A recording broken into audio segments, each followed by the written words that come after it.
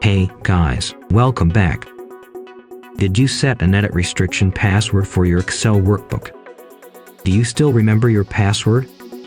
If you forgot your edit restriction password, this video is for you. Let's move on to see how to remove Excel restriction password.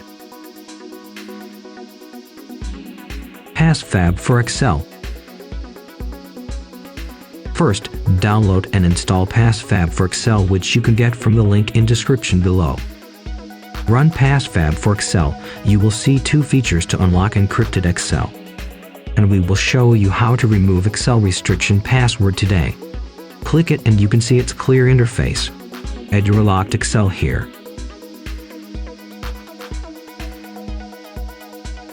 Click Remove.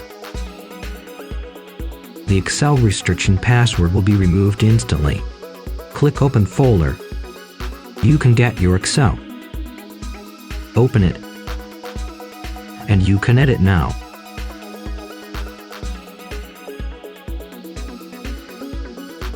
That's all for today. If you think this video is helpful, please give me a big thumbs up and I will be grateful. See you next time.